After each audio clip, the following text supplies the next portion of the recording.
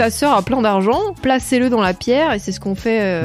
Ce qu'on fait dans la famille, et c'est sécurisant évidemment. Petite Emeline qui s'est mis à faire des recherches d'appart, d'aller visiter, prendre les mesures du fauteuil, parce que quand même c'était l'appart de ma sœur. Elle allait pas non plus acheter Elle allait pas acheter un appartement qui n'était même pas adapté à elle. Oui, c'est sûr. Bon, après on est début 2024, elle a toujours pas foutu les pieds, les roulettes, les roues. C'est comme ça que je dédramatise, ok ? Sinon je pleure. Exécuté par qui ? Fabrice Florent. Bonsoir, bonjour, bon après-midi à toutes et à tous et bienvenue dans ce nouvel épisode d'Histoire d'argent. Chaque mardi et chaque vendredi à partir de 6h du matin, on discute avec mes invités de leur rapport à l'argent. Comment le perçoivent-ils ? Comment ils le gagnent ? Comment ils le dépensent ? Comment ils l'appréhendent tout simplement ? Alors je suis Fabrice Florent et mon métier c'est de faire parler les gens.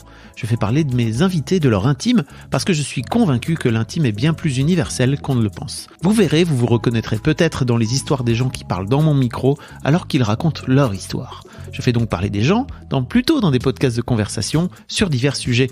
Des pères de paternité, des mères de maternité, des célébrités de leur parcours vers le succès, des hommes de masculinité et aussi, bien sûr, des gens de leur rapport à l'argent. Je fais aussi un talk show avec ma partenaire Mimi Hegel qui s'appelle le Fab et Mimi Show. Bref, vous retrouverez tous les liens dans les notes de cet épisode si vous voulez découvrir ces autres podcasts. Et d'ailleurs, si vous découvrez mes podcasts, je fais pas mal d'autres choses. Allez donc voir ça sur mon site internet fabflorent.com, fabflorent.com. Si mes podcasts et mon travail vous aident d'une manière ou d'une autre, alors vous pouvez m'aider en retour en m'envoyant un don en argent sonnant et trébuchant avec votre carte bleue ou alors en vous abonnant à mon Patreon à partir de 5 € par mois. Vous trouverez les liens dans les notes de cet épisode, merci d'avance, c'est très cool. Enfin, si vous aimez le podcast, vous pouvez vous y abonner, mettre un chouette commentaire et 5 étoiles au podcast sur votre appli de podcast préféré, en particulier si vous écoutez sur Apple Podcast ou Spotify, et surtout, partagez cet épisode et ce podcast autour de vous s'il vous a plu. Je suis sûr que vous connaissez des gens que mon travail pourrait intéresser. Vous pourrez également venir commenter avec mes auditrices et mes auditeurs chaque épisode directement sur mon Discord. Je vous invite à aller découvrir Discord, c'est un petit logiciel génial qu'il faut installer sur son téléphone ou sur votre ordinateur. En fait, vous pouvez me suivre sur les différentes plateformes et réseaux sociaux et trouver toutes les infos pour me... Si t'as la bouche un peu sèche, il y a de l'eau. Ouais. C'est vrai que t'as le rire facile, toi.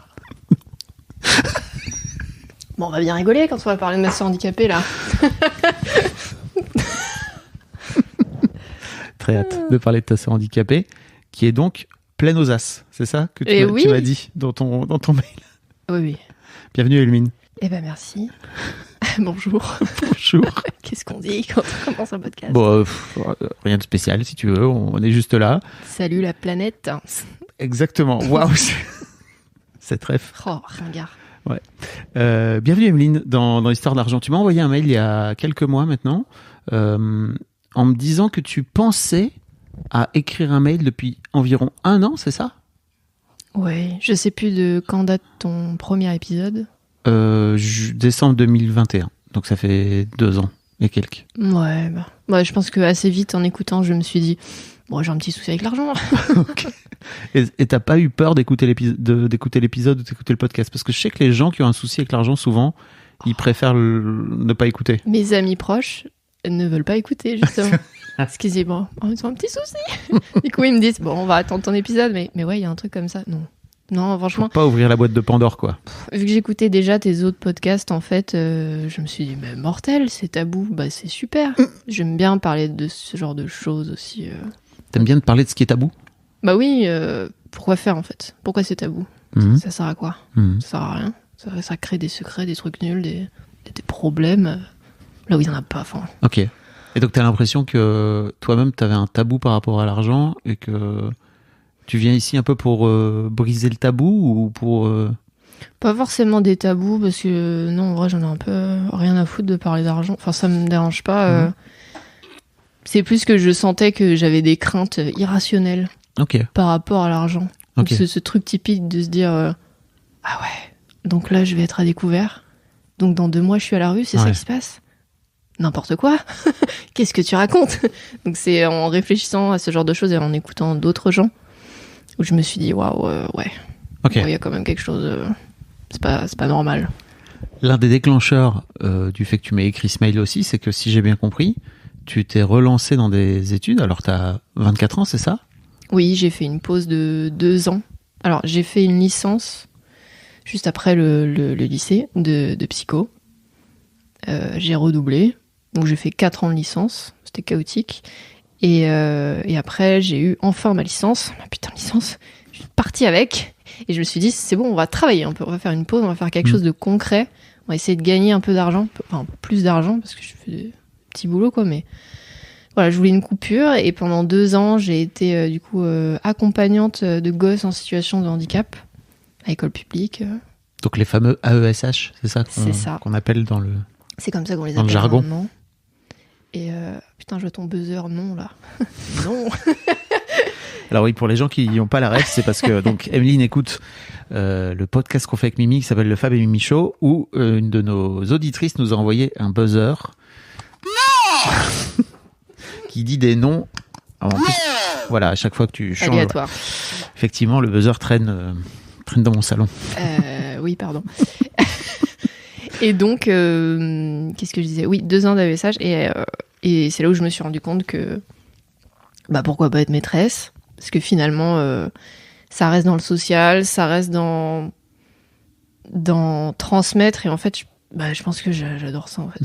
Juste déjà parler à des gens, apprendre moi-même de nouvelles choses et les transmettre aux gens, c'est quand même c'est un pouvoir incroyable. Sans savoir, on est que dalle, en fait. Et donc, côtoyer des gosses pendant 2 ans, je me suis dit, bon, c'est super les gosses, en fait. Puis ça connaît pas encore la dépression, en fait. Mais c'est tout joyeux. Est-ce qu'on arrêterait de côtoyer des adultes, peut-être ? C'est un peu ce que je me suis dit. En vrai, j'étais tellement... Ça a été 2 ans où j'ai été trop bien. Vraiment, j'étais j'étais enfin dans une période très, très cool où j'étais pas stressée par les études, par le fait que, oh là là... mon estime de moi, c'est vraiment pas du tout ça. Ah oui, je t'ai pas dit, mais en parallèle, ça fait plus de 5 ans maintenant que je suis en thérapie. Donc, j'ai commencé jeune. J'ai 18-19 ans. Donc vraiment, ça déjà, c'est challengeant. La thérapie ? Bah oui. Faut pas le dire aux gens. Faut pas dire que c'est challengeant. Non, c'est super, faites-le. C'est super, c'est faut y le aller. meilleur cadeau que vous pourriez vous faire. Effectivement, ça bouscule un peu. Ah, on en chie, hein. Mais c'est pour le mieux. Voilà, je parle comme ça. Voilà, enchantée. Bah, c'est bien. Bienvenue. Ouais. Et donc, il y avait ça en parallèle. Il y avait les aléas de la vie qui étaient assez pétés dans ma vie. Et les études. Et pourquoi je racontais ça ? Parce que tu racontais pourquoi t'avais repris des études. Oui, et donc, j'ai fini ma licence et j'étais enfin bien. Mes parents sont partis prendre leur retraite dans le sud. Donc j'ai vécu seule, sans mes parents. Super. Dans leur appart ou... Dans leur appart. Okay. En fait, la config, c'était... depuis que je suis née, on habitait dans un HLM dans le 18e arrondissement. Pas mal. Dans Paris, oui. Le loyer n'a jamais bougé. Pas mal non plus. Depuis 99. 60 mètres carrés, 65 mètres carrés, 600 balles de loyer. Toujours pas mal. Incroyable le HLM. Et donc, ma mère m'avait dit, c'est bon, tu peux le garder. Il y a ton nom aussi sur le bail, où il n'y a pas mon nom, ou je sais pas, mais en tout cas, t'es ma fille, ça devrait aller. Que nenni, ça n'allait pas, j'ai dû déménager. Mais du coup, c'était génial. Mon mec a pu emménager avec moi. Voilà, j'avais plus mes parents sur le dos. J'étais avec mon mec. J'avais ma petite vie d'indépendante un peu financièrement. Enfin, un peu, si j'étais indépendante. Début de vie d'adulte, quoi. Carrément. J'aime pas le mot adulte, mais oui, ça commençait à devenir plus sérieux, quoi. Qu'est-ce qui t'emmerde avec le mot adulte ? Je trouve que c'est un concept qui n'existe pas. Oui, je suis d'accord. Mais ça permet de pouvoir marquer des périodes. Ouais, mais moi je dis grande personne. C'est pareil. Moi, je sais pas, dans ma tête, ça me saoule. Adulte, je suis là, arrêtez de mentir. Là. Vous êtes tous des gamins, là, vous avez juste plus d'argent et de responsabilité. Enfin, ah oui. Je sais pas, ça m'énerve, en fait. Oui, je comprends. En fait, quand tu mets derrière ce truc un peu le concept de un peu se prendre au sérieux, c'est ça ? Bah ouais. Ouais, ok. Pas pour moi, forcément, mais non, mais je comprends. Du coup, je sais pas, pour moi, ça a une connotation négative. Ouais, je comprends. Petit café.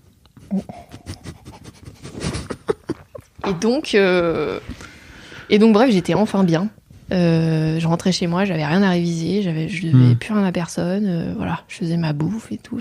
Tout était incroyable. Et t'aurais pu continuer comme ça ? Ouais, mais AESH, c'est mal payé. Et puis, c'est un métier super dur, où t'es peu encadré, t'es pas formé, ou à peine. Et je me suis dit, bon, en vrai, maîtresse, incroyable. Déjà, vrai salaire, vrai métier. Ce qui m'intéressait aussi, c'est, bon, bien sûr, la pédagogie, mais en fait, c'est transmettre aussi à des futures grandes personnes de belles valeurs, de la confiance, surtout, en eux. Bon, même si... ils vont se faire bousiller au collège, mais essayer quand même un peu. Bon, ouais, mais pour la plupart, franchement. Pour la plupart, je sais pas, transmettre des choses. Je trouve que si en tant que, alors tu dis maîtresse, j'adore ce terme, merci. Professeur des écoles. Ouais, non mais voilà, je sais jamais trop parce qu'avant, moi je disais instit et en fait il y a des profs des écoles qui m'ont dit c'est plus instit, c'est prof des écoles. J'adore maîtresse. Franchement, pour moi c'est vraiment, en plus c'est la façon dont les gamins t'appellent, donc c'est incroyable. Bah oui, on est maîtresse. Oui. Je trouve que déjà on a toutes et tous, je crois, au moins une maîtresse ou un maître, tu vois, qui nous a un peu marqué au primaire et qui nous a filé une confiance incroyable ou qui te sort un peu de ta vie avec tes parents, quoi, tu vois, qui sont tes seuls adultes de référence. Je trouve ça cool. Clairement, les gosses passeront beaucoup plus de temps avec nous qu'avec leurs parents. Oui. Donc, en vrai, je dis que le collège va les bousiller. Si, ça va te challenger, bien sûr, ça va être terrible ou très bien, peu importe, mais c'est vrai qu'on sera quand même marquant et j'ai envie d'être marquante dans le bon sens parce que la vie, elle est pas facile des fois. Et en fait, si on essaie de leur donner quelques outils déjà, il y a des parents qui n'ont pas du tout d'outils. Hein. Moi, ma mère, elle m'a poussée à mon adolescence, par exemple. J'allais vraiment pas bien. Première relation sérieuse à 15-16 ans. Relation à distance. Je me grattais compulsivement. Enfin, comment dire, j'ai un peu la dermatillomanie. Ok. Voilà. Pour les gens qui ne l'ont pas, c'est les gens qui se touchent beaucoup la peau. Dès qu'il y a une petite imperfection, voilà, on y va. Et l'été, par exemple, j'avais des boutons, il fait chaud, et je me grattais partout. J'aime bien dire aux gens, parce que là j'ai des cicatrices sur le torse, j'aime bien dire aux gens que mon père écrasait ses clopes sur mon torse. Parce que ça me fait délirer de voir le malaise dans leurs yeux. Donc, mon père ne faisait pas ça. Il faisait bien d'autres choses, mais pas ça. Et donc oui, j'avais tout ça, donc ma mère voyait, et de par ma gueule aussi, je pense, même si je sais bien faire semblant, hein. Elle me disait, va voir un psy, qu'est-ce qui va pas? Tendresse absolue, hein. Mère espagnole. Et quand j'ai sauté le pas en découvrant la fac, déjà fac de psycho, bon, un peu orienté, et que j'ai rencontré mon meilleur pote qui est comme mon frère, qui lui commençait aussi une thérapie, j'ai dit à ma mère, écoute, tu m'aides un peu à financer. Elle m'a dit, comment ça tu veux aller voir un psy? Donc voilà, on n'est pas forcément accompagnés à la même échelle. Oui. Voilà, les paradoxes des parents, tout ça. Et en vrai, si je peux être marquante dans le bon sens pour certains gosses, c'est super. Alors après, tu me disais que tu gagnes pas, pour revenir au sujet de l'argent, tu gagnes pas beaucoup d'argent en tant qu'AESH, mais tu vas pas non plus gagner des ponts d'or en tant que maîtresse, hein. Ouais, mais... T'en as conscience? Oui, bien sûr. J'imagine. Tu vas pas la fleur au fusil. Non, c'est pas là où... Oui, c'est ça. Voilà, non, si je voulais gagner de l'argent, j'aurais fait un G, mais non, j'ai pas les capacités, je m'en bats les couilles, quoi. Mais... Donc non, j'y vais pas pour l'argent, quoi. T'aurais pu faire un G, non? Non. Non? Non. Ok. Pourquoi tu dis ça, alors? Non, mais en gros, j'aurais choisi un corps de métier qui rapporte beaucoup plus. Ok. Mais là, voilà, travailler dans le social, bof. Force à nous, hein. Social, éducation nationale, finalement, tout ça, c'est dur, quoi. Ouais, politiquement, tout ça. Bon, bref, parle pas trop d'argent, là. Bon, on va y venir, on pose un peu on pose le décor, là. C'est toi qui vois. Oui, t'inquiète. On pose vraiment le décor, tu vois, on va y revenir d'une manière ou d'une autre. Et puis bon, t'as parlé un peu de tes parents, t'as parlé de ton adolescence. Il y a plein de... T'as dit plein de trucs à mon avis... J'ai dit mon âge ? T'as 24 ans, je crois que je l'ai dit. Je sais plus. Que tu es... J'ai 24 ans, enchantée. Tu as 24 ans, enchantée. Donc tu es reprise d'études pour devenir maîtresse. Donc, maîtresse. Et gagner des ponts d'or grâce à l'éducation nationale. Des névroses. Plutôt. Mais en tout cas, tu as l'air assez sereine à l'idée de gagner plus des névroses que d'argent, pour l'instant.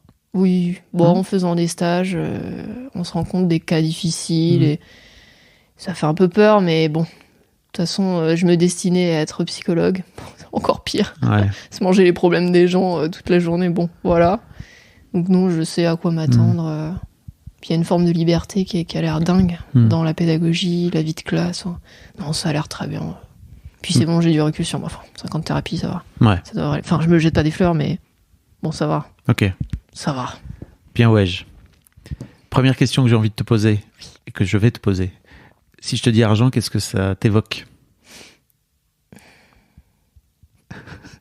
Je m'étais dit... Je crois que c'est la première fois qu'on bug comme ça. Ah ouais. Je sais pas, je m'étais dit, réfléchis peut-être avant le podcast. Ouais. Non, on s'en fout. Mais... Je m'étais dit que comme t'avais écouté, t'avais déjà une idée, quoi. Bah, j'ai une idée sur une autre question que tu peux poser plus tard, quoi. Mais celle-là, ouais, je me souvenais plus. J'ai pris un peu mes distances avec tes podcasts. Mais c'est très bien. Il faut savoir être dedans, s'en éloigner, etc. Je ne juge pas. Mais au premier abord, là, comme ça, si je te dis ça, qu'est-ce que ça t'évoque? Bah là, ça m'évoque outils et angoisse. Ok. Outils et angoisse. Donc les deux en même temps. Oui. Bah les deux pendant. Hein. Les deux pendant? Ouais, parce que outils, du coup, ça sert à être libre dans nos achats, nos activités, notre vie. Et angoisse parce que ça peut faire tout l'inverse. Comment ça? Enfin, tout l'inverse. Si on n'en a pas, oui. Bah ça nous aide pas. Et en même temps, tout ce qu'on y met derrière, quoi. Ça a un côté... Moi, je t'apprends rien. Tout ce qu'on y met derrière. Mais qu'est-ce que moi, ce qui m'intéresse, c'est toi. Qu'est-ce que tu y mets, toi, derrière? Qu'est-ce que j'ai... Parle-moi de toi, Fabrice. Ah ouais, je peux te faire mon épisode de Histoire d'argent si tu veux. Hein. Tu comptais faire un update, non? Oui. Oui, bah oui, avec ta ça viendra. Formation, tout ça. Qu'est-ce que j'y mets derrière? J'y mets du stress irrationnel. Comme ce que je te disais tout à l'heure. J'ai beaucoup moins qu'avant. Franchement, au début de ton podcast, j'étais en plein dedans. Je m'étais dit, ma mère va déménager. Est-ce que je vais vraiment savoir garder mon argent? Garder dans quel sens? Garder mon argent, genre. Ne pas le dépenser dans n'importe quoi. Être capable de le gérer, quoi. Exactement. Alors que de base, j'étais une gosse, du coup, très stressée par rapport à l'argent. Moi, je gardais tout. J'étais l'écureuil, là. Un écureuil. Voilà. Tous les glands. Fameux écureuil. Mais je gardais beaucoup. Je dépensais un petit peu. Mais je perdais aussi mon argent. Je perdais dans le sens, je ne savais plus que j'avais mis de l'argent quelque part. Ma petite daronne, là, qui, des fois, je sais pas, lavait ma chambre ou je sais pas quoi, tombait sur des enveloppes et me disait, tiens, mais ça date de quel anniversaire, ça? J'étais là, je sais pas. Donc un écureuil bizarre, quand même. Un écureuil qui garde son argent, mais qui l'oublie aussi. Genre, je voulais pas trop que ce soit mes affaires, et en vrai, j'en avais pas besoin. J'avais pas de soucis d'argent, ou je pense que j'étais pas en manque de je veux m'acheter ça ou ça. Du coup, je l'oubliais. Mais donc, t'as l'impression que c'était parce que tu voulais pas t'en occuper? Je pense que sûrement je voulais pas m'en occuper. Sûrement que lié à des problématiques familiales, je me disais, vas-y, je vais pas toucher au mien, comme ça fera sûrement rien. Je me suis pas formulé ça à 12 ans, hein, mais je pense qu'il y avait de ça. Et après, quand j'ai grandi, j'ai eu mon propre compte en banque, mon premier compte courant vers le lycée, tu vois. Donc là, déjà, je pouvais un peu toucher à mon argent, j'avais une carte de crédit. Waouh! Et j'ai commencé à faire des babysitting pour gagner mon argent, pour justement me laisser ma responsabilité à l'argent. Je voulais laisser mes parents de côté. Parce qu'à un de mes anniversaires, je sais plus quand c'était, peut-être avant ma majorité ou à ma majorité, je leur avais dit pour mon anniversaire, je veux pas de cadeau, je veux juste un peu d'argent de poche tous les mois. Et après, quand j'ai pu être un peu autonome, je leur ai dit, donnez-moi si vous voulez. Je pense qu'ils m'ont donné encore plusieurs années un petit peu. Mais je gagnais aussi mon argent à côté. T'avais combien d'argent de poche? Je sais plus. J'ai pas une très bonne mémoire sur ce genre de truc. Je pense que ma mère me filait 50 balles. Et mon beau-père aussi. Ah oui, parce que du coup, mes parents se sont séparés quand j'avais 7 ans, je pense. Parce que père problématique. Il savait pas gérer son argent. MDR. On va en parler. Bien sûr. Et donc, mon beau-père est rentré dans notre vie très vite après, parce qu'ils se connaissaient déjà, et vraiment le jour de la séparation. Mon père s'en va, les larmes à la fenêtre. Et ma mère qui nous prend dans la chambre et qui fait « Bon, bah j'ai quelque chose à vous dire !» Et c'était beau-père qui allait débarquer, quoi. Incroyable. Un ami de famille, on va dire, un copain, voilà. Et donc avec lui, il a été beaucoup plus présent que mon père, parce que je vivais avec lui et que le mien était en Normandie. Et lui gagnait bien sa vie. Donc lui aussi, quand j'ai été ado... Il gagnait pas mal d'argent. Ah ouais. Il a pu me donner aussi 50 balles par mois aussi. Donc je pense que j'avais 100 balles de mes parents et peut-être 150, peut-être 200 de mon argent à moi. Ok. Et j'arrivais à le garder. Et donc... Pourquoi tu gagnais entre guillemets 300 € par mois alors que t'avais aucune dépense ou quasi, quoi? Non, j'étais bien. Du coup, je me faisais des McDo. Non, je jetais pas de fringues, j'en m'en foutais. Je fume pas et tout. Je sortais... Ouais, je commençais à peine à sortir. Vu que ma mère est une flippée de la vie, je me suis mise à sortir très tard. 18 ans, je pense. 17-18 ans.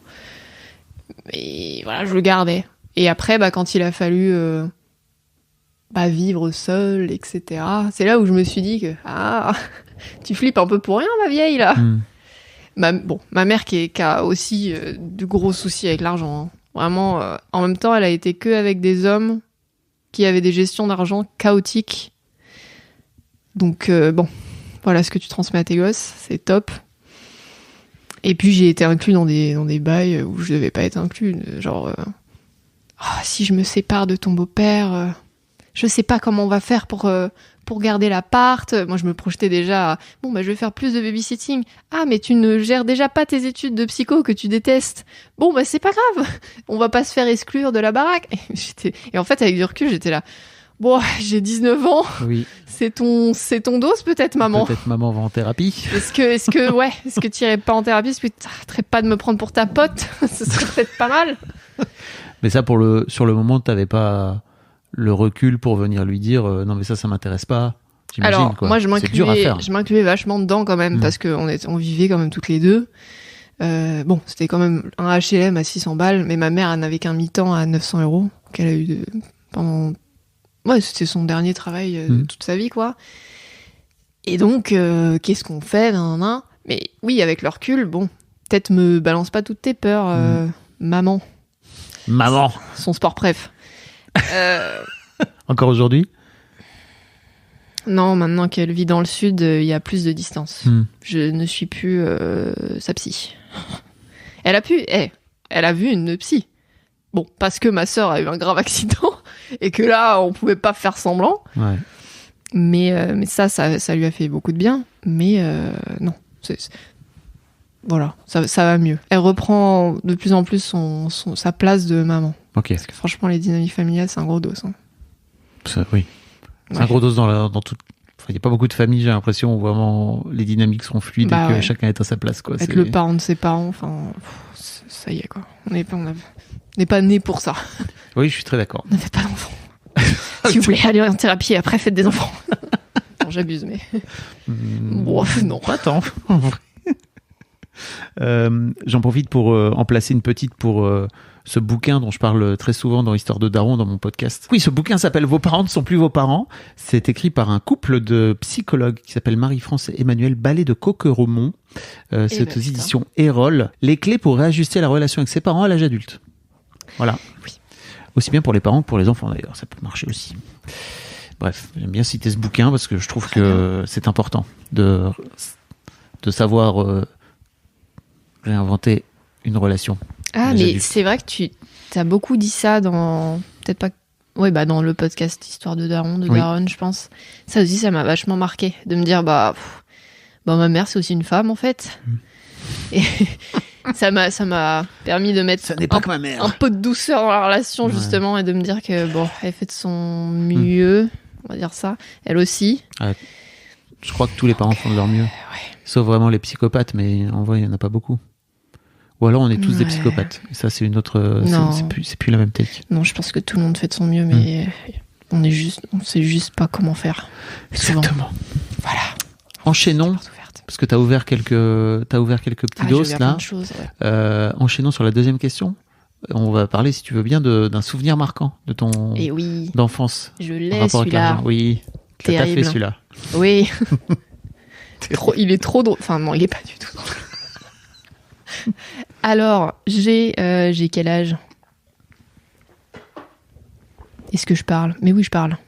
Je m'en souviendrai pas sinon. Je pense que... Ouais, j'étais quand même petite. J'essaie de me repérer parce qu'on avait une bibliothèque.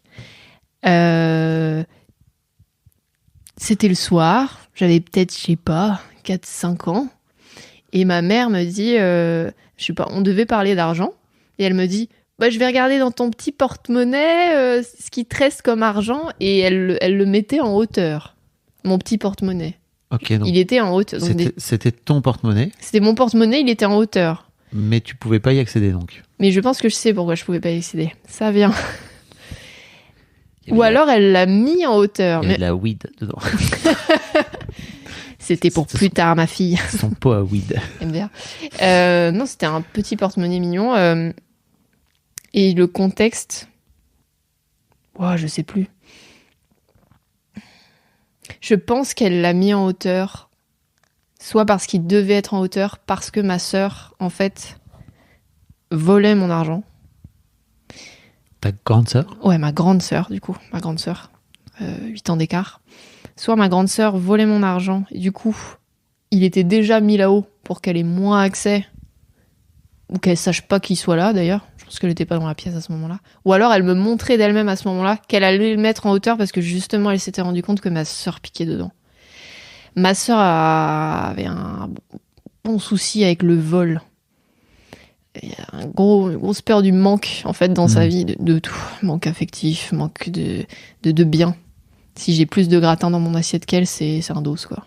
Et pourquoi elle en a plus que moi? Oh, Ah ouais. pourquoi tu lui as acheté ça? Moi, j'avais pas ça quand j'étais petite. Et donc, l'argent, c'était Et un peu c'était pareil. verbalisé à chaque fois, c'est-à-dire que c'était pas Elle juste- arrivait à le verbaliser. le disait. Elle Ok. volait les tototes dans les maternelles parce qu'elle avait pas eu de tototes.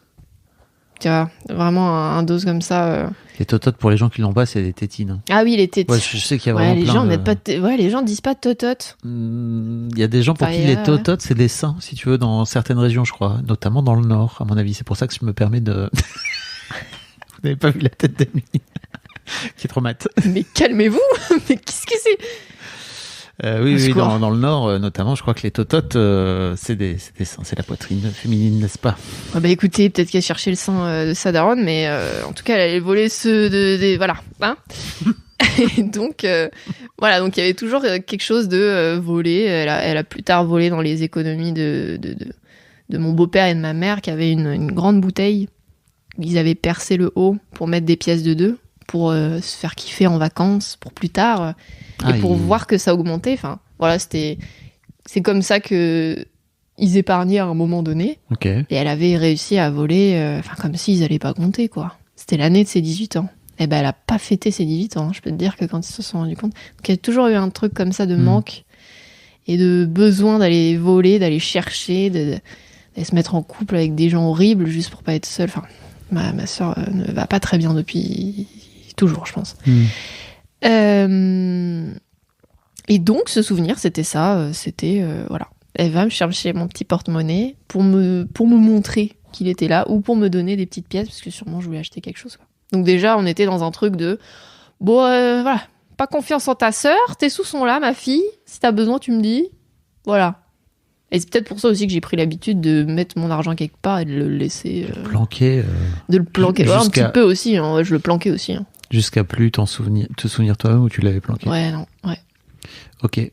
On parle de ta sœur. Ouais. Parce que dans ton mail, t'as intitulé ton mail.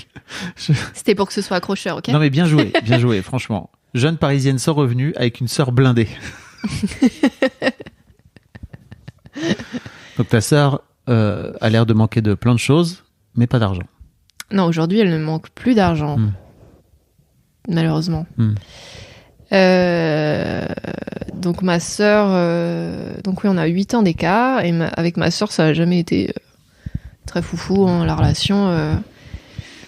Il n'y a jamais eu ce truc de sororité, de complicité. Moi, j'essayais d'en créer. Elle me racontait plein de choses que je gardais pour moi, comme ce que font les sœurs dans les films. Et moi, je pouvais le faire. Elle balançait tout à ma mère. Elle n'était pas très heureuse que j'arrive dans la famille non plus. Ah yes. Ah bah oui, il partageait ses parents. elle a joué un peu la maman, mais après, elle s'est vite rendue compte que c'est contraignant un gosse. Et puis que je prends de la place. Et que beaucoup de comparaisons par rapport juste scolairement. Moi, j'y arrivais très bien. Elle, pas du tout. Elle a jamais kiffé ça. Je pense qu'elle était un peu jalouse aussi du fait que ça se passait mieux, moi, avec les parents. J'étais moins rebelle. Enfin, moins rebelle. Quand elle vivait son adolescence, j'étais pas dedans, quoi. Donc moi, ça allait. Clairement. Puis j'ai de bons liens quand même avec mon père. Enfin, je sais pas, il y avait toujours un truc de... Voilà. C'était pas fou. Quand elle a grandi, elle a essayé qu'on se rapproche, qu'on soit sœurs pour de vrai. Et moi, j'étais là, Beaucoup de nique sarcasme bien dedans. ta race. Non, vraiment... C'est vrai, c'était trop tard pour toi. Non, mais vraiment... déjà, elle a quitté la baraque à 18 ans.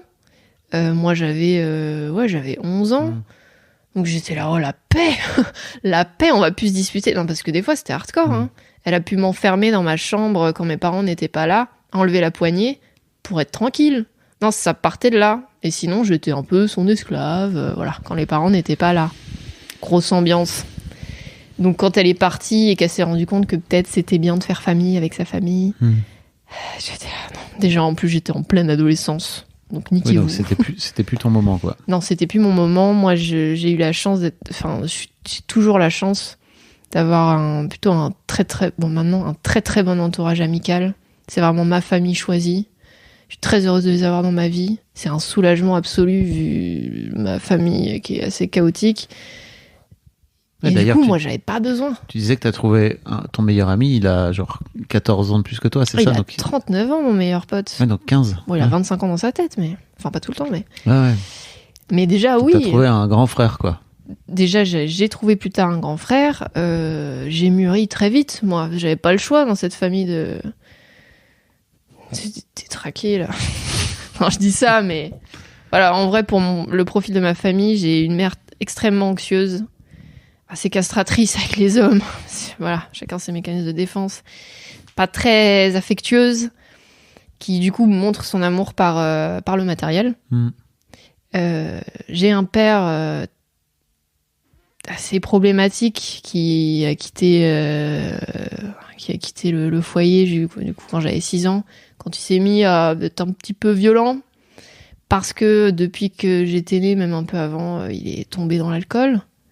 Donc voilà, on est sur une mère très anxieuse, très tout ça, un père addict, un père dépressif, hein, clairement, un fond dépressif terrible, et une sœur qui fait comme elle peut, mais du coup, moi, je me réconfortais avec mes super amis. J'essayais de... Voilà. Je voulais pas qu'elle soit trop dans ma vie. De toute façon, on se parlait peu, on se voyait pas trop, et elle faisait sa vie. Voilà. Et donc, il y a eu... Si, avec le temps, quand même, j'ai essayé d'un peu créer des liens, mais je voulais pas forcer, en fait. Ma mère, elle-même qui n'a pas des relations de ouf avec sa fraternité, là... Elle était quand même là, genre, mais quand je vais mourir, c'est ta sœur quand même que vous soyez un peu. Je dis, arrête de forcer, tu te forces toi-même pas. Jamais cohérente, ma daronne. Et j'essayais un petit peu quand même. Alors là, je vais plutôt parler en tant que daron, mais je peux comprendre qu'en tant que parent, t'as envie de réussir là où toi-même t'as pas réussi, ou t'as envie que tes enfants réussissent, t'as envie de mettre en place les conditions, en tout cas d'encourager. Après, je comprends. Elle savait pourquoi ça n'allait pas. On se ressemble pas du tout. On n'a vraiment pas les mêmes hobbies. Non, mais même la vie de ma sœur, moi, je la trouvais assez triste. En grandissant, je me rendais compte que donc elle a arrêté vite les études. C'est AP coiffure. Donc directement la vie active. Elle part de chez mes parents à 18 ans pour se foutre avec un gars qui voulait partir de chez lui aussi. Donc son indépendance très tôt, un métier qui est dur, des patrons pas faciles, pas d'entourage amical. Elle a toujours eu, elle a jamais réussi à avoir un entourage stable, à se rapprocher de bonnes personnes, à bien les sentir. Et en fait, même si elle les sentait pas, elle se greffait à eux parce qu'elle avait rien d'autre. Donc elle a toujours eu des mecs horribles, des mecs alcooliques, étonnant, non. Non, je rigole, mais je fais la même, hein, donc... Toi aussi, t'as des mecs alcooliques. pas des mecs alcooliques, mais en fait, c'est des schémas qui se répètent. Oui. Ma mère, c'est pareil. Tous ces mecs ont des problématiques. Et là, aujourd'hui, j'ai l'impression que t'es au courant. Ah oui, je suis bien au courant. J'ai été au courant très vite. Tu le traites. Enfin, très vite. Non.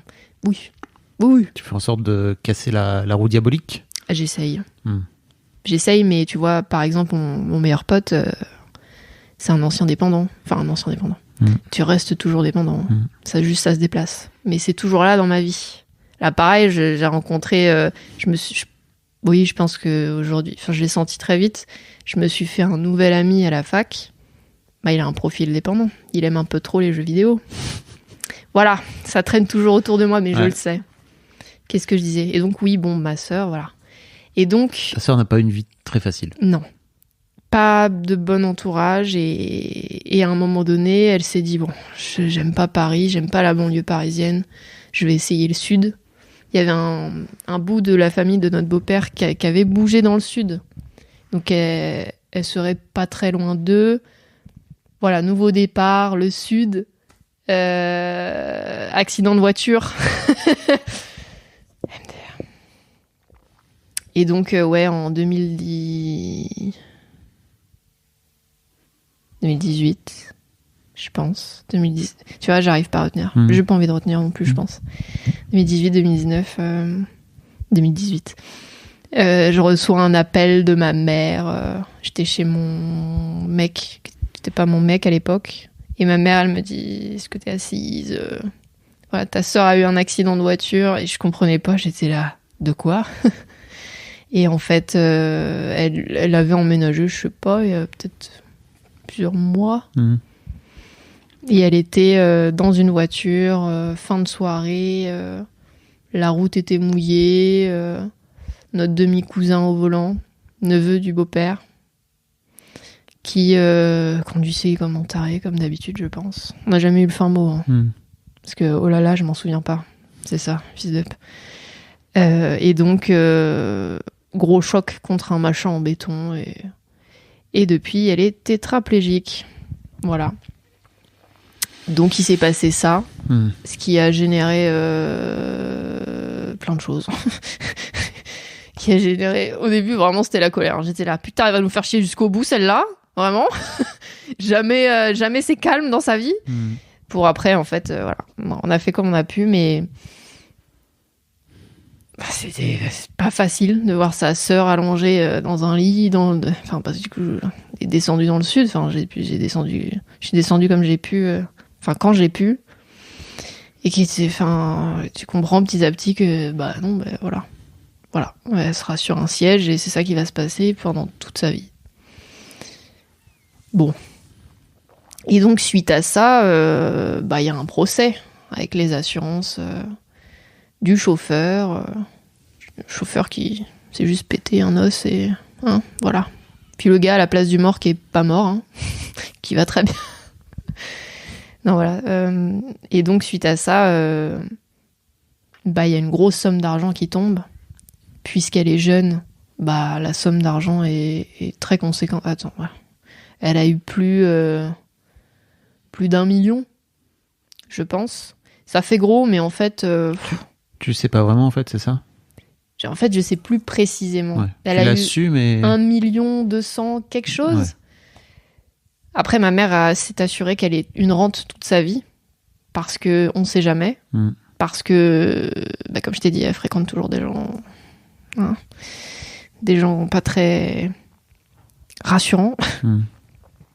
Et donc, une rente toute sa vie, mais quand même directement plus d'1 million. Voilà, pour dédommager tout. En plus, c'est écrit de manière très concrète. Dédommagement vie sexuelle, 20 000 cas, des trucs comme ça. Quoi. Très bien. Et donc, ma sœur est blindée depuis. Donc, c'est plus un dos dans sa vie, l'argent. Enfin, si, mais... Voilà, elle qui savait plus gérer son argent, maintenant, ça va. Enfin, ça va. C'est pas parce que t'as beaucoup d'argent que... Surtout quand c'est de l'argent qui tombe comme ça aussi... de façon aussi abrupte et... elle le claque à son aise, mais elle fait pas... Enfin, de toute façon, ma mère est redevenue une grosse mère poule depuis qu'elle est devenue handicapée. ce qui est normal. Ma sœur n'était pas très administratif, etc. Enfin, elle gérait très mal sa thune, comme mon père, du coup, qui le dépensait, et il le dépense toujours n'importe comment. Et donc, il y a toujours le regard de ma mère qui est dessus au cas où. Elle a un droit de regard sur le compte. Ouais. Elle s'est renseignée pour correctement le placer. Par exemple, elle l'a placé dans un appartement à Paris. Parce que quand j'ai dû dégager de mon HLM, là, parce que j'avais pas le droit de rester. Super. J'ai fait des recherches pour trouver cet appartement. En même temps, elle n'a pas faire les recherches toute seule et se déplacer. Bon. Donc ça a été mon taf avant l'été dernier, là. Et un bout de son capital a été placé, 400 et quelques mille, voilà, dans cet appartement où je vis actuellement. Donc voilà, il a été placé. Elle a une rente un peu tous les mois. Voilà, c'est ça qui se passe. Voilà. Voilà. Qu'est-ce que J'ai l'impression que c'est pas que voilà. Non, c'est-à-dire que j'imagine à quel point cet argent est pas aussi neutre que ce que tu es en train de dire, quoi. Ah bah non. Bah oui, c'est pour ça qu'on est là. Oui, mais je savais plus où allait ma phrase. Oui, je me doute bien. Mais en gros, aujourd'hui, donc tu vis dans l'appartement qui a été financé par ta sœur. Oui, ma sœur est ma propriétaire. Voilà. Bon, je sais pas où en est votre relation. Est-ce que vous avez toujours une relation ? Est-ce que vous avez recréé une relation ? Est-ce que... Moi, j'ai mis beaucoup de douceur dans notre relation après ça. Enfin, de douceur. De tristesse. Enfin, j'étais là, quoi. Mais après, j'avais mes études. J'allais vraiment pas souvent dans le sud. Parce que, du coup, quand elle a été hospitalisée quand même pas mal de temps dans le sud pour... j'allais dire, pour essayer de la rafistoler un petit peu. Rafistoler, c'est quand même génial. Je sais pas comment dire. J'aime beaucoup la façon dont tu parles.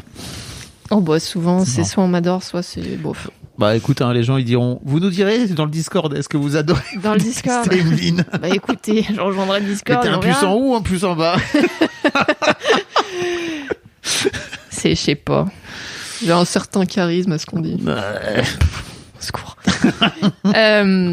Et donc, après, on l'a changée d'hôpital, du coup, pour qu'elle se rapproche. Donc, elle a été dans un hôpital à Paris pour, in fine, vivre pas loin de nous à un moment. C'était ça le plan. Elle n'allait pas rester dans le sud. Enfin, la vie de ma mère était toujours à Paris, elle n'était pas à la retraite. Enfin, ma mère a décidé qu'elle vienne vivre de nouveau à la maison. Un appartement qui n'est pas adapté, hein. En attendant qu'elle trouve un HLM ou je sais pas quoi, pas trop loin de chez nous. Et donc dans le fameux appart où tu vivais à l'époque, où tes parents... Dans l'appart où j'ai vécu jusqu'à mes 23 ans, 65 mètres carrés, 4 personnes, un fauteuil qui pèse une tétrachie de kilos, là. Donc pour circuler, tu circules pas trop. L'année du Covid... Ma mère arrive encore à dire que c'était l'une des meilleures périodes de notre famille. Je sais pas comment elle est autant dans le déni, c'est incroyable. C'était horrible. Peut-être qu'elle l'a bien vécu, elle t'exagère. Non, c'est pas possible. Ah ouais ? C'était chaotique. Non, mais c'est la façon dont t'as vécu le truc toi, mais peut-être qu'elle l'a pas vécu comme ça. Enfin, j'en sais rien, tu vois. Non, mais non, j'arrive pas à comprendre. Non, je sais. Vous en avez parlé ? J'en ai parlé très vite fait en la regardant très mal, en lui disant que je comprenais pas, mais on en a pas trop parlé. Mais en gros, voilà, elle est venue, je sais pas, février 2020, elle a débarqué.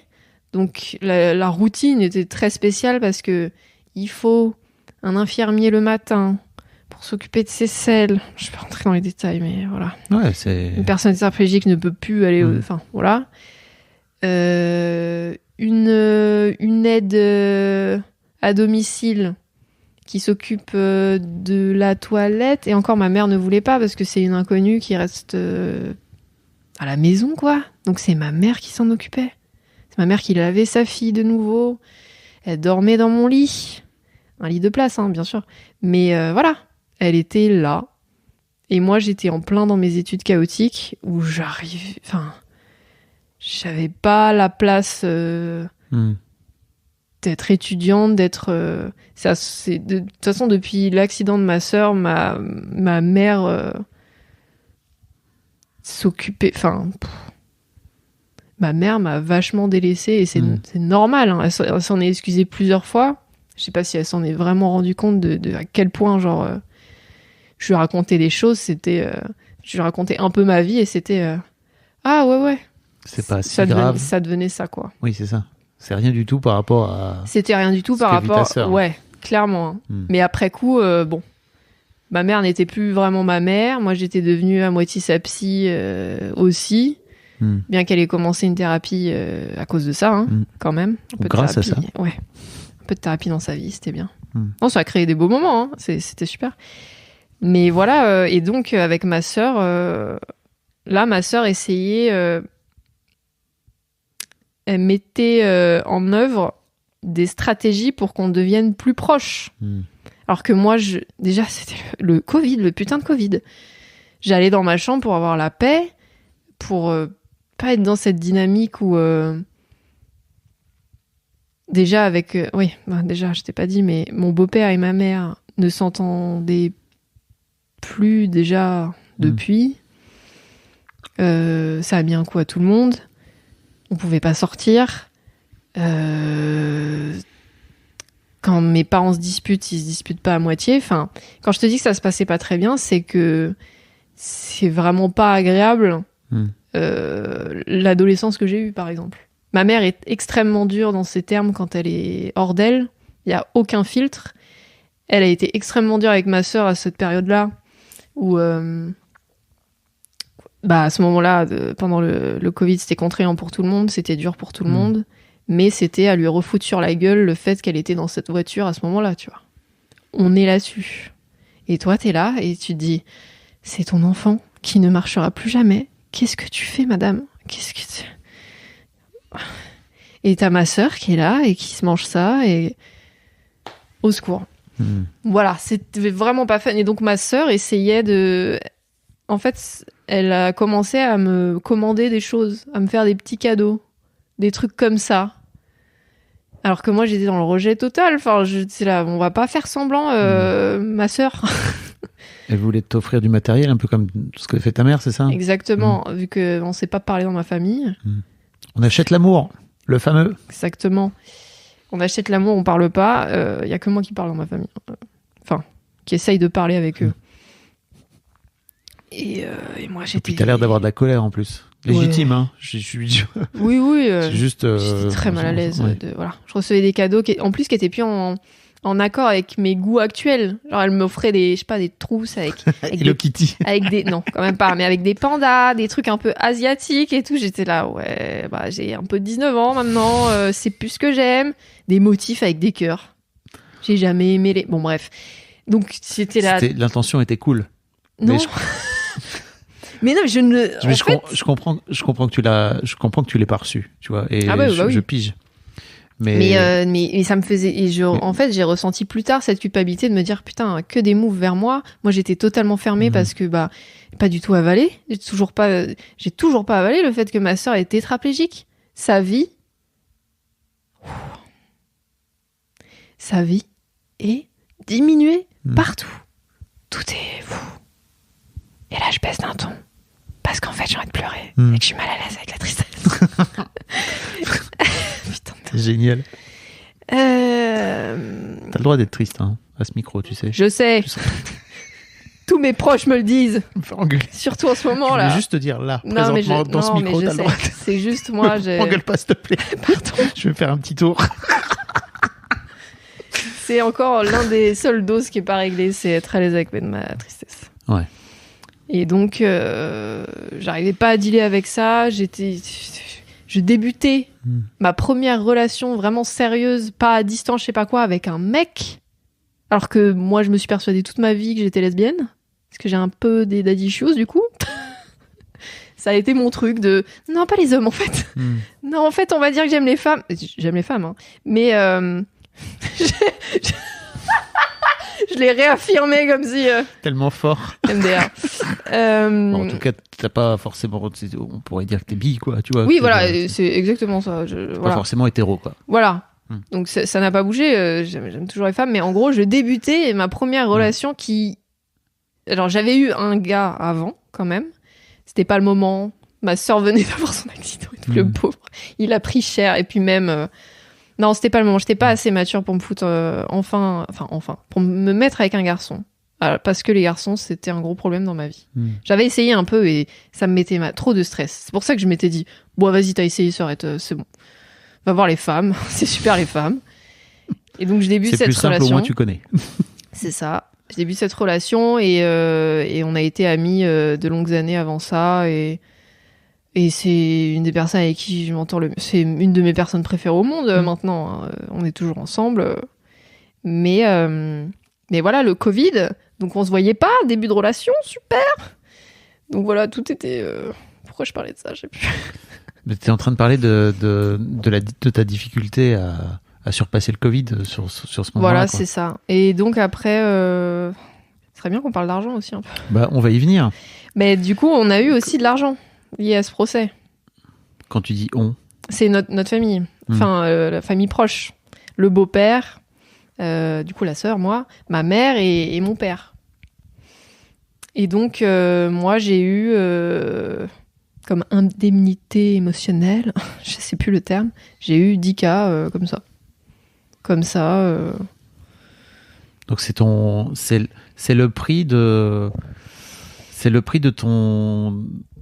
De ma tristesse. Ouais, c'est ça, j'allais vraiment dire ça en plus. En vrai, c'est ça. C'est le prix de ta difficulté à gérer ta tristesse aujourd'hui. C'est un peu, en vrai, on pourrait se vénérer sur la symbolique de j'en ai rien à foutre de votre argent, rendez-moi les jambes de ma sœur, quoi. Mais bon, c'est pas si mal. J'allais pas donner l'argent, quoi. En plus, ma vie de femme indépendante allait commencer. Bah, voilà, c'était très bien. J'étais en vrai, avec 10K, tu te payes une bonne thérapie. Hein. De fou. Moi, j'avais déjà commencé. J'avais déjà de l'épargne, de mes petits boulots, des anniversaires, etc. Et j'ai eu 10K en plus. Donc, je m'étais dit, bon, vas-y, ça va être bien pour plus tard. Et c'est ce qui m'aide à vivre encore maintenant, là. C'est ce qui t'aide à... Payer mon loyer. Merci. Ah oui, t'aimes pas ce qui m'aide à vivre. Parce que ça t'aide pas à vivre. Non. Parce que ta vie, elle est là. Ça facilite ma vie. Ça te facilite la vie, oui. Clairement. Je suis assez d'accord. C'est ça qui se passe. Ok. Mais donc, à quel moment, en fait, ta sœur finit par t'acheter cet appart ? C'est assez récent, là, c'est ça ? En fait, on s'est rendu compte début 2023 que je pouvais pas rester dans cet HLM. Vraiment appeler le syndic et demander à la dame en disant... Et parce qu'entre-temps, tes parents sont partis dans le sud ? Oui, du coup, oui.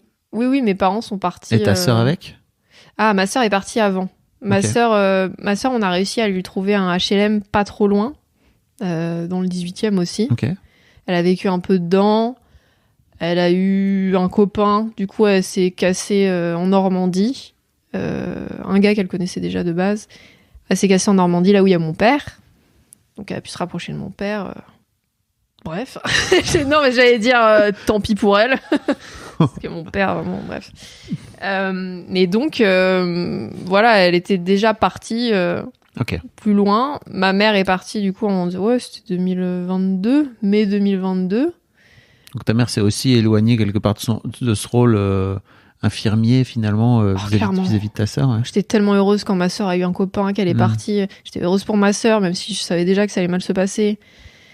Parce que le mec est alcoolique. On change pas une équipe qui gagne. Et que plein de choses et mon beau-père a suivi il a pas pris sa retraite parce qu'il est plus jeune, mais il se délocalisait dans le sud aussi courant des grandes vacances de 2022 et donc il s'est passé presque un an et voilà, la dame de CDC Habitat qui me dit vous pouvez rester dans cet HLM si votre mère décède ou si elle vous abandonne, c'est-à-dire si elle vous donne plus de nouvelles et que vraiment vous êtes abandonné, c'est immortel, on peut être abandonné à 22 ans. Donc je me suis dit, bon, voilà, on va peut-être pas frauder tout ça, je sais pas quoi. Ma mère avait déjà délocalisé les impôts, la retraite dans le sud. Donc grosse PLS pendant que moi je suis à ESH, que je gagne 800 balles. Je sais pas quoi faire de... Enfin, là, ça a commencé. Là, ça m'a titillé là, avec ton podcast, etc. Là, je me suis dit, ah waouh, les crises d'angoisse qui reviennent un petit peu là, top. Et donc je me suis dit comment on fait. Ok. Et c'est mon beau-père qui a de bonnes idées. qui a toujours de bonnes idées avec l'argent des autres. Non, mais... Waouh, tu tires C'est- tellement à balles réelles. Ouais, bah ouais. Tu me rappelles une pote de fac qui dit tout le temps ça. Et donc, putain, je m'allonge de plus en plus. Je te Et vois. donc, la psychanalyse. Je te vois de plus en plus en train de t'allonger dans le canapé. T'es génial. Et donc, C'est pas du tout visuel pour les gens, ils vont pas comprendre. Oui, Bon, bah, Emeline est écoute. en train de prendre de plus en plus ses aises, comme si elle était effectivement chez un thérapeute. il est Quoi. confortable ton canapé aussi. Ah, c'est un piège. Qu'est-ce que je disais? Que ton beau-père a toujours, Ah oui. a toujours des bonnes idées avec l'argent des autres, et donc il a eu Ouais. cette idée, j'imagine, d'acheter Et un oui. appart avec l'argent Et de donc, il ta s'est sœur. dit... Parce qu'au début, on s'était dit, bon, on va habiter dans l'autre HLM de ma sœur, qui... Enfin, il y a une seule pièce, mais il est pas si mal. Ah, qu'est-ce qu'on fait? Hmm. Un studio de la famille de mon mec. Et en fait, il s'est dit, bah, voilà, ta sœur a plein d'argent, placez-le dans la pierre, et c'est ce qu'on fait, c'est ce qu'on fait dans la famille, enfin, dans la famille de ma mère. Voilà, on met l'argent dans la pierre, ça bouge pas, c'est très bien. Et c'est sécurisant, évidemment. Et donc, voilà, petite Emeline, qui s'est mis à faire des recherches d'appart pendant que j'étais toujours à ESH, début 2023. Ok. Donc, toutes les démarches de me rapprocher des agences, de me rendre compte que ça servait à rien, du coup, de tout faire sur Internet, Hmm. d'aller visiter, prendre les mesures du fauteuil, parce que quand même, c'était l'appart de ma sœur. J'allais pas non plus acheter Elle allait pas acheter un appartement qui n'était même pas adapté à elle. Oui, c'est sûr. Bon, après, on est début 2024, elle a toujours pas foutu les pieds... les roulettes les roues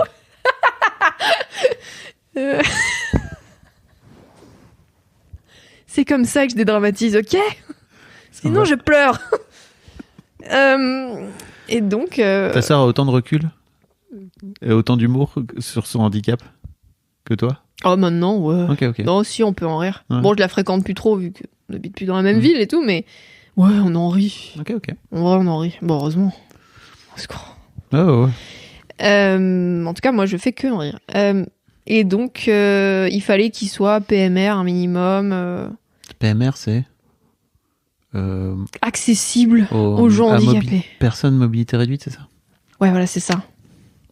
Il a pas mal le petit pote. Beaucoup trop à l'aise, pardon. Donc Oui. finalement, en fait, donc c'est toi qui as acheté cet appart. Enfin, c'est toi qui as été chercher cet appart. J'ai cherché cet appart parce que j'allais vivre dedans avec Oula. mon copain. Pardon. Oula. Elle a payé cet appartement qu'elle a jamais vu de sa vie. Un peu absurde. Et on a emménagé dedans. Et on y vit dedans. Et je suis très contente. J'ai fait le deuil assez facilement de mon ancien... C'est quand même... En vrai, c'est pas facile un déménagement. 23 ans de ma vie dans cet appartement qui était génial, qui était grand, qui était bien chialé, quoi. Mais maintenant, on est bien dans celui-là. Je mets la peinture que je veux. Je choisis le carrelage de la salle de bain. Enfin, tout est bien. Ça va. Ok. C'est chouette. Ok. Mais j'ai pas de revenus, quoi. Et c'est ça qui t'inquiète alors? Je suis en reprise d'études et donc j'ai décidé de pas faire de boulot à côté parce que je pouvais le permettre et parce que je savais que j'étais tellement pas sereine dans ma position d'étudiante. Voilà, gros syndrome d'imposteur. Comme je t'ai dit moi, tout à l'heure, j'ai eu des résultats chaotiques de plus en plus tout au long de ma scolarité, parce que j'étais pas bien, parce que les profs, voilà, ça n'allait pas, parce que harcèlement, nan. Et la fac n'y a pas manqué, c'était la première fois de ma vie que je redoublais. Quand j'ai postulé pour le master, quand je me suis rendu compte que, tiens, allez, soyons maîtresse, j'étais 600e sur la liste, parce que mon dossier est vraiment à chier, hein. Et je m'étais dit, bon, ce sera pas pour tout de suite, mais on repostulera plus tard. 600e, j'ai été prise. Mais voilà, j'arrive dans un master où j'étais vraiment pas là dans les premiers. Pourquoi je racontais ça? Comment tu t'en sors là? Dans mes études? Ouais. J'adore ce que je fais. Je refais du maths et du français de primaire, collège, lycée même. C'est vraiment pas ce qu'il y a de plus fun, hein. Nature et fonction des mots, bof. À chier. Mais les profs sont globalement très bien et on a eu très vite des expériences de stage. Ouais. Donc tu sais pourquoi t'es là en fait. T'es allé en classe, quoi. De fou. De fou, et j'étais là, bof. Je sens la même chose que quand j'étais à ESH, mais en plus fort, parce que là, je me forme à être maîtresse. Donc ça, c'est génial. Scolairement, je suis pas confiante, donc j'ai un syndrome de l'imposteur, donc j'ai pas voulu avoir de petit travail à côté, parce que je voulais absolument juste me focaliser là-dessus. Ouais. Et donc, j'ai réussi, pour la première fois de ma vie, à avoir une aide de l'État, les APL. Donc j'ai 230 balles par mois. Pourquoi t'as réussi ? J'ai réussi parce que toute ma vie, je pouvais pas avoir de putain d'aide. Parce que ton beau-père, il gagne trop d'argent, Emeline. Donc tu n'auras pas la bourse. Ah d'accord. Pareil, ma mère n'a jamais pu avoir d'aide parce qu'elle a été... elle est paxée avec mon beau-père, quoi. Et donc, voilà. Lui gagnait... toujours 2000, 2500. Ma mère, 900. Ouais. Gros gap. On pouvait pas trop s'émanciper de ça, là, du coup. Donc, voilà. Et voilà, je me voyais pas. Bon, je me suis vue un petit peu. Et sur le coup, j'ai pas pu dire à mon beau-père, je peux pas avoir la bourse, paye-moi au moins mon inscription à la fac, en fait. Parce que j'ai pas la bourse. T'as pas osé lui demander ? Non. Non. Pourquoi ? Je pense qu'avec la rétrospective, je me suis dit, il m'a tellement donné. Ça a tellement été mon père de substitution. Il nous a, enfin, on a eu une bonne vie, en vrai. Malgré les soucis et tout, je me rappelle d'un Noël où j'ai eu la DS XL et où je hurlais parce que c'était un super cadeau et que mon père venait de quitter la famille quelques mois plus tôt et en fait on a été gâtés. On a été gâtés matériellement, encore une fois, hein, parce qu'elle est pas très à l'aise avec les démonstrations affectives non plus, quoi. Et donc, avec cette rétrospective-là, je me disais, c'est bon, il m'a assez donné. J'étais quand même en colère du fait que j'étais kéblo, parce que pas la bourse. Mais non, j'étais gênée et en colère. Je trouvais ça légitime, mais pas trop. J'en parlais quand même à ma mère de tout ce seum quand même, hein. Parce qu'elle-même, elle me disait, putain, on est trop riches apparemment. Alors que, enfin, on partageait pas toute la paye de mon beau-père, quoi. Elle en parlait pas à son compagnon ? Oh si. Ça est très conflictuel, l'argent chez eux. Okay. Lui ne savait pas gérer son argent avant de connaître ma mère, déjà. Casino, tout ça. Ah oui. Toujours vécu chez sa maman jusqu'à ses 30 balais, là. Ouais, pas mal. Je sais pas. Elle a voulu sortir avec un adolescent. Et donc ça a toujours... au début, c'était pas du tout problématique parce que ma mère, du coup, a vécu avec un homme qui avait enfin assez d'argent. Elle a aidé à bien gérer son argent, à le placer, et après, il n'y avait pas de problème. Mais bon, les schémas, voilà, comme d'hab. Mon beau-père a des soucis d'addiction. Du coup, l'argent est passé dans un peu trop d'alcool avec les potes. Il est tombé dans les jeux d'argent aussi. Et donc, voilà, ça aussi, ça a été toujours assez conflictuel. Donc, à un moment donné, ça pouvait pas être naturel au point de... je me ramène devant mon beau-père et je lui dis, bon, est-ce que, s'il te plaît, tu peux payer mes 300 balles d'année de fac ? T'avais peur de demander ? Ouais. T'avais peur ou... J'étais énervée, j'avais un peu peur, je me sentais illégitime et en même temps, je savais que lui-même... Vers cette période-là, il était à découvert tout le temps. Petit crédit à consommation, là, ou je sais pas quoi. Parce que comme ma sœur, en fait. Ma sœur a tout le temps eu des crédits. C'est tout le temps fait aider par ma mère, etc. Moi, plus tard, ça me stressait. Je me disais, putain, je vais devoir bien gérer ma thune. Parce que ma mère, elle a quand même... Enfin, c'est bon, elle est pas banquière, en fait. Mais si, c'était la banquière de toute la famille. Elle a aidé plein de fois financièrement un peu tout le monde. Mon beau-père, mon père, si, dans leur couple, quoi. Et ma sœur. Et moi, je me disais, bon, on va essayer d'apprendre à bien se gérer. Ok. Qu'est-ce que je disais ? Et donc, alors, oui. T'as confiance ? T'as confiance dans ta capacité à gérer ton argent, dans ta future vie d'adulte ? Excuse-moi pour le terme, mais... En vrai, là, oui. Bah, au début, quand mes parents sont partis, etc., pas trop, parce que j'avais peur du découvert.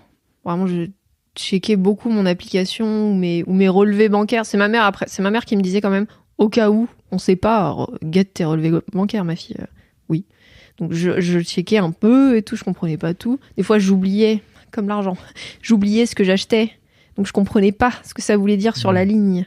Je stressais, je me disais, ah, ça y est, on m'a hacké. Non, c'est juste une boulangerie qui a pas un nom de boulangerie. Bon. Et j'étais pas très à l'aise. Et en fait, en t'écoutant, en dédramatisant, en me rassurant, avec la thérapie, maintenant, j'arrive à bien me rassurer, heureusement, à bien me rassurer maintenant. En fait, t'as dit un truc à un de tes épisodes, t'as parlé de flux. En fait, t'as dit l'argent, c'est un flux. Tu l'as dit plusieurs fois, je pense. Et à partir de ce moment-là, je me suis dit, putain, de fou. De fou, l'argent, c'est un flux. Là, j'ai 10K. Bah, peut-être dans 4 ans, j'ai plus 10K. On s'en fout. Parce que ça peut revenir. Comme ça peut repartir, en fait. Donc là, si tu te payes un chocolat chaud à 6 €, bah, c'est pas grave. Ok, tu pourrais le payer 4 € dans un autre quartier de Paris. Genre à Barbès. Mais on s'en fout, en fait. En fait, c'est pas grave. Et donc, j'ai réussi quand même à lâcher prise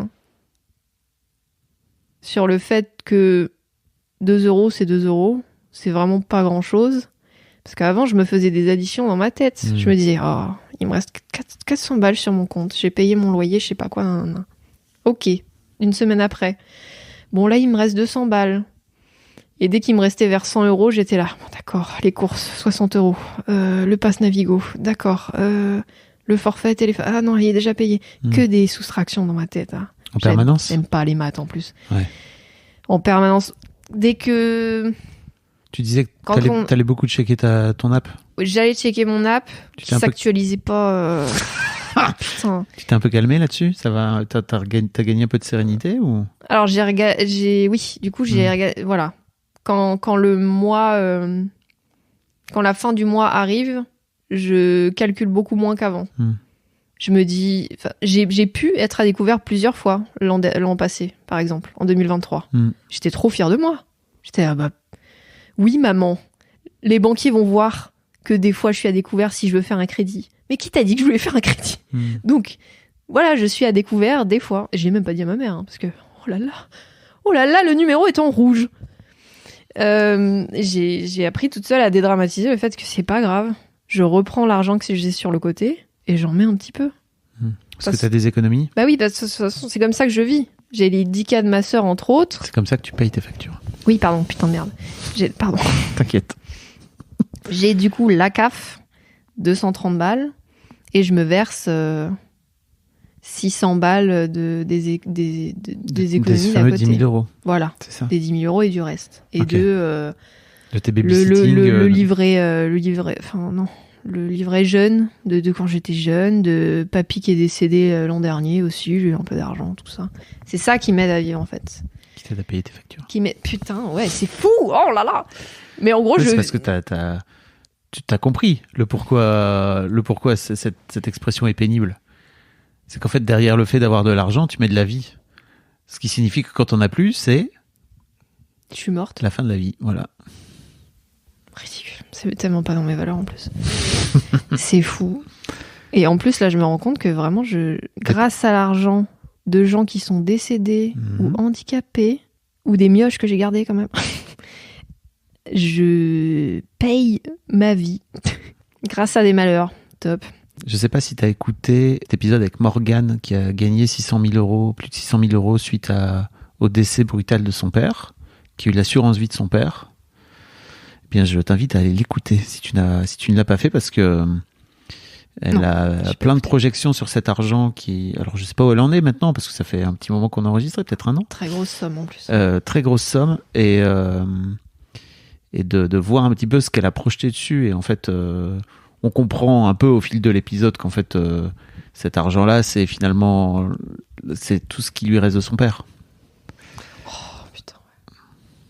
C'est ça, hein, quand c'est... Et tu vois, tu dis que tu as du mal à nouer une relation avec ta sœur. Mais d'un autre côté, en fait, ta sœur, elle a acheté cet appart.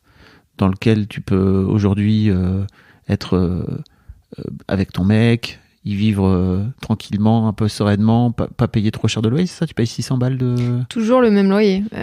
Ma mère a décidé. Hein, ça aussi. Hein. Pourquoi c'est elle qui décide qu'on aurait le même loyer? Parce que tous les deux, on travaillait pas. On est en études. Et en fait, c'est intéressant aussi, tu vois, de voir que finalement, ta sœur, effectivement, n'a jamais mis les pieds ou les roues dans cet appart. Mais qu'en fait, c'est un truc, finalement, cet argent, il sert à ça. Maintenant, oui, cet argent sert à ça. Maintenant, elle a plus besoin de voler chez les autres parce qu'elle en a bien trop, malheureusement. Et vous en avez parlé de l'argent avec ta sœur, là, à l'âge adulte? Bah avant, oui, bah quand on vivait ensemble ou quand elle vivait pas très loin, quand on se voyait un peu plus, c'est très longtemps que je l'ai pas vue.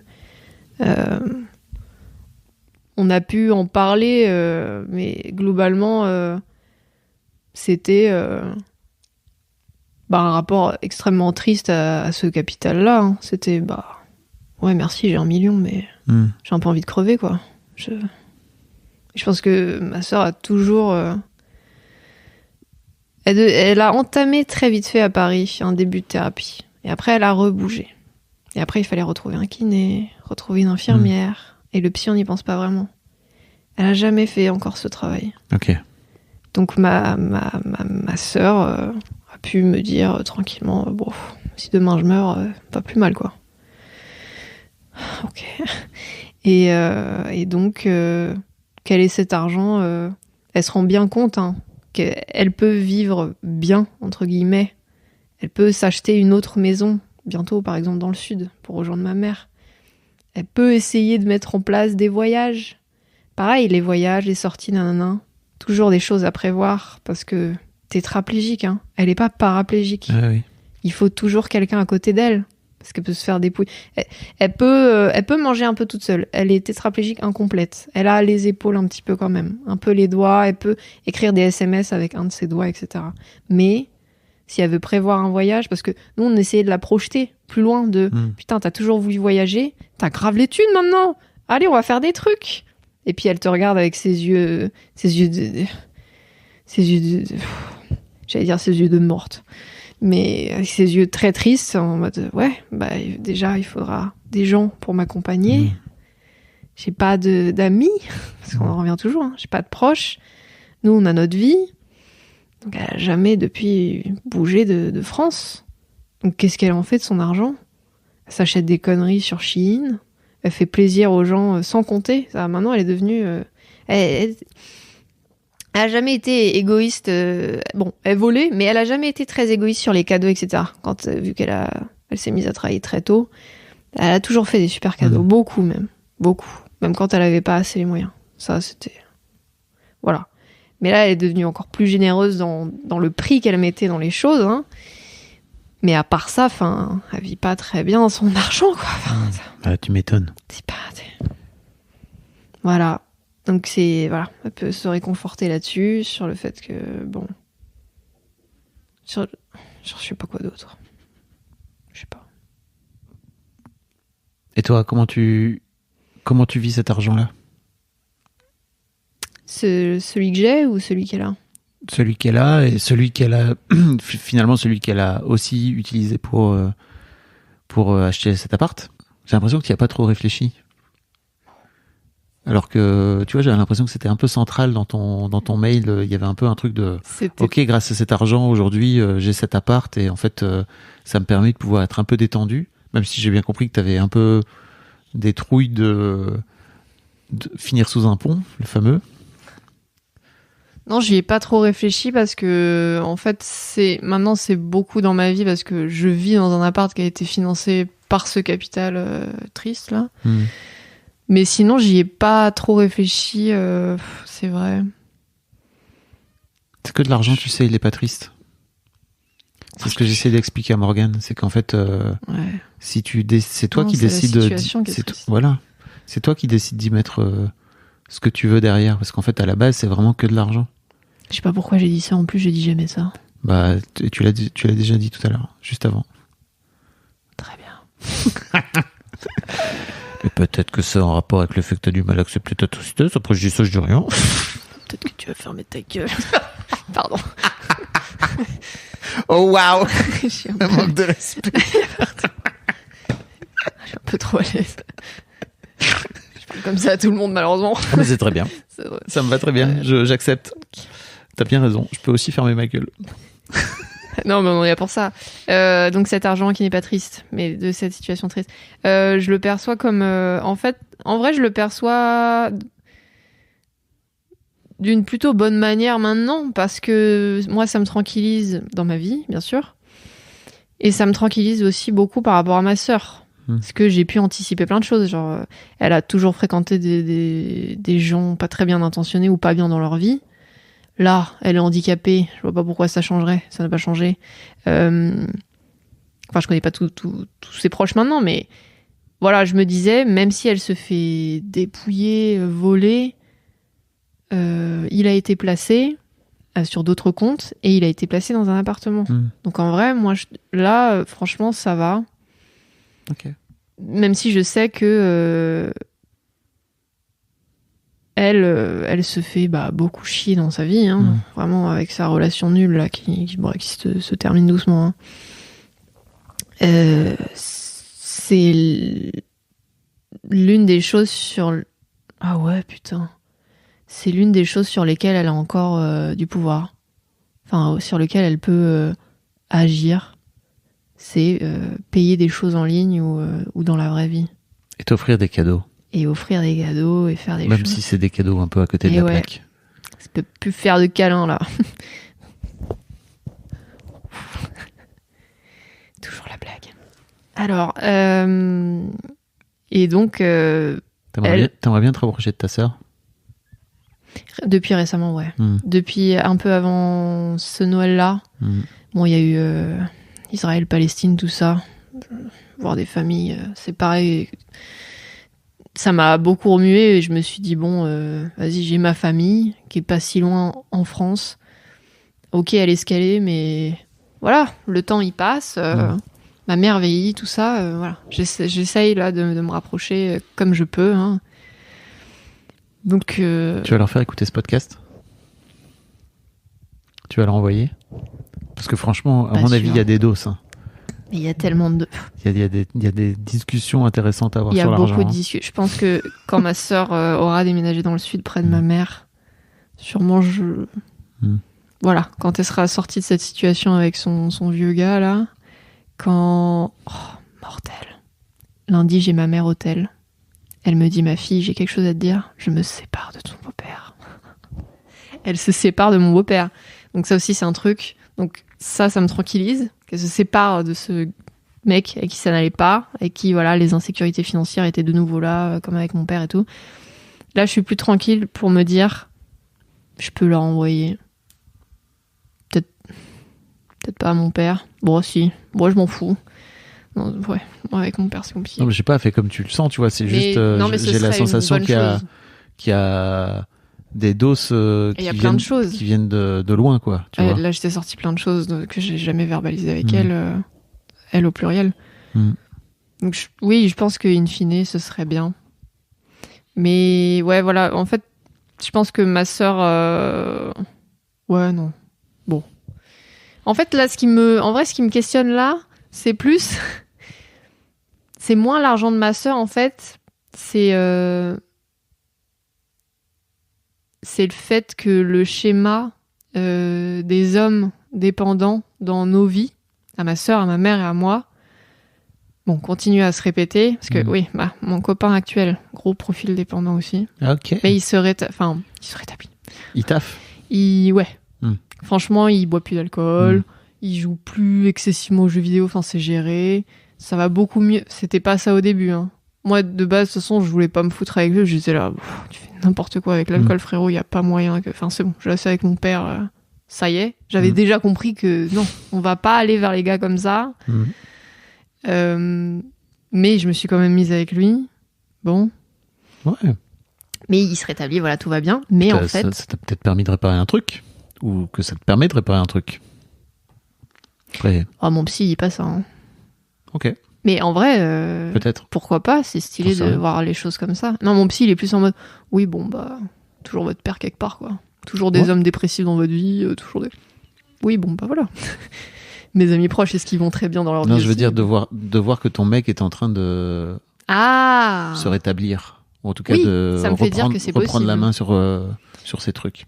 Bah oui, voilà, ça existe. Jusqu'à la preuve du contraire, tu vois, mais en tout cas, il fait le taf, quoi. Mon meilleur pote, pareil, il revient de très loin et voilà, c'est vrai. Mais en tout cas, il y a ça qui se répète et je me dis, c'est se mettre dans des relations avec des hommes, pour toutes les trois, hein, ma sœur, ma mère et moi, avec des gens qui sont instables financièrement, quoi, qui savent pas gérer. Et ça me fait chier. Hein. Ça me fait chier d'être dans la boucle. Bon, même si, oui, d'accord, mon mec, ça va mieux, tout ça. Il passera peut-être à ton podcast, hein, parce que lui, il a des gros dos, Qui n'hésite pas. gros héritages dont il voulait pas et tout. Oh oui, incroyable, j'adore les Super. histoires d'héritage. Bah voilà, si tu passes par là. Oui, tu vas passer par là. Coucou. Ça me fait chier de reproduire et que ça m'influence toujours dans ma vie. J'étais vraiment pas bien, tu vois, quand j'ai repris le master et que j'ai rencontré ce nouveau pote dans ma vie et de me dire, ok, ça va devenir un ami. Je m'entends vraiment très bien avec lui. Ah, il est aussi comme ça, lui aussi. Super. En fait, la dépendance, c'est lié à l'argent. Quand même. Tôt ou Tout le temps, tard. en fait. Tôt ou tard. Ouais, en fait, c'est ça. Tôt ou tard. Moi, je n'ai pas un profil de dépendant. J'ai juste un gros profil de codep par rapport aux gens dépendants. Enfin, codep. Bref. Déjà, il y a un petit syndrome d'infirmière, là. Oui, j'allais dire, il y a peut-être un truc où tu as envie d'aller soigner. Tout s'est sauvé. Ouais. Je ne vais pas devenir maîtresse pour rien. Avec ton utérus magique, comme dirait Mimi. De fou. Regardez ma chatte. Je vais vous soigner. Qu'est-ce que... Des gens vont écouter ça, hein. Bah des gens, oui. Mes potes vont écouter ça. Et qui n'ont pas l'habitude en plus, parce que citer le Fab et Mimi Show dans Histoire d'argent, c'est pas tous les jours que je fais, hein, c'est tu vrai. vois. Ouais, Donc, oui. Mimi parle souvent de son envie de soigner tous les hommes avec son utérus magique. Oh ouais, quelle femme celle-là. Incroyable. Bah écoute, tu sais quoi ? J'ai envie de te donner rendez-vous dans un an. Oh, de fou. T'auras terminé tes études ? Non, je suis en M1. Ok. J'ai envie de te donner rendez-vous dans un an et que tu me refasses coucou dans un an et qu'on fasse un petit point sur l'argent et toi, parce que tu as l'air d'avoir ça bouge, hein. déterré plein de trucs, tu vois, et de te rendre compte de plein de choses. Et en fait, le simple fait, j'ai l'impression de prendre conscience, c'est déjà un énorme chemin parcouru, quoi. En plus, j'ai l'impression que tu es suivi en thérapie, en fait, t'as tous les bons outils, quoi. Je bénis le fait... Bénis. Je suis pas religieuse. Je suis extrêmement heureuse du fait que j'ai commencé une thérapie super jeune. Parce que déjà, c'est plus facile de tout déblayer. On est plus maniable. Maniable. Et ça fait que maintenant, j'ai 24 ans. Et je le vois dans la société. Hein. Les gens de mon âge, les gens plus vieux, ça matche pas du tout pareil quand la personne n'a pas travaillé sur elle. Et là, oui, j'ai conscience de plein de choses. Ça me détend. Ça me stresse aussi, parce que j'anticipe et j'ai conscience. Donc c'est beaucoup de travail, mais je suis quand même contente de le savoir. Mais effectivement, dans un an, peut-être j'ai encore redoublé.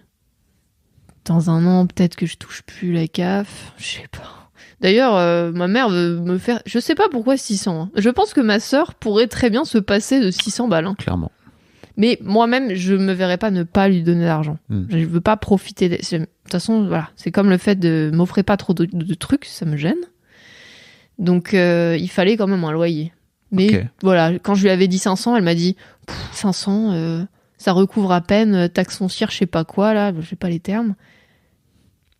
Et je me suis empêchée de dire, mais qu'est-ce qu'elle s'en branle ? Elle s'en fout. Et d'ailleurs, pourquoi je parle à toi ? Ce n'est pas ton appart. Tu pourrais lui en parler à ta mère. Bah oui. C'est intéressant. En vrai, ce serait... C'est pas à moi qu'il faut le dire, effectivement. Ce qui me tue, c'est qu'en plus, si c'est 500 balles, moi, j'ai un peu plus d'argent pour moi. D'accord. Si c'est 600 balles, cet argent viendra de ma mère qui m'en aura passé parce que je travaille pas. et que du coup cet argent je vais le passer à ma sœur Eh bien, et que ça reste là, c'est nul. Emeline, je t'invite à faire un truc, c'est d'avoir une discussion à ce propos avec ta mère. Pour au moins avoir son point de vue, ouais. Pour savoir combien ça coûte les taxes foncières et que... Mais de venir du lui dire, tout, est-ce que vraiment c'est obligé que je paye 600 balles? J'aimerais bien payer moins, comment on peut faire? En fait, ça me dérange pas, parce que j'aurai toujours de l'argent, on va dire. Mais pareil, c'est toujours ce truc de c'est ma mère qui me filera de l'argent à un moment donné, parce que j'aurai plus 10K, ou 15, ou je sais plus combien j'ai. Mais oui, en fait, c'est vrai. Genre, pourquoi tu fais ça Réfléchis-y. Beaucoup de contrôle, tout le temps. Merci beaucoup, Emeline. Je vous en prie. C'était incroyable. Mes aïeux, j'ai parlé de... Ouais. J'ai assez parlé d'argent, ça va? Parce que j'ai parlé beaucoup de choses à côté. Hein. On parle souvent dans l'histoire d'argent de choses à côté oui. plutôt que d'argent. Mais bien sûr que tu as suffisamment parlé d'argent. En fait, l'argent, il est au centre de tout ton micmac familial. Putain, ouais. Tu te réécouteras, tu verras. Je crois que, à mon avis, tu prends des notes. Ça va être intéressant pour toi et pour ton psy. Pourtant, j'ai pas beaucoup parlé de mon père. Ah oui. Mais anyway. Dans un an, du coup? Avec grand plaisir. Super. Salut. Salut, passez une bonne journée.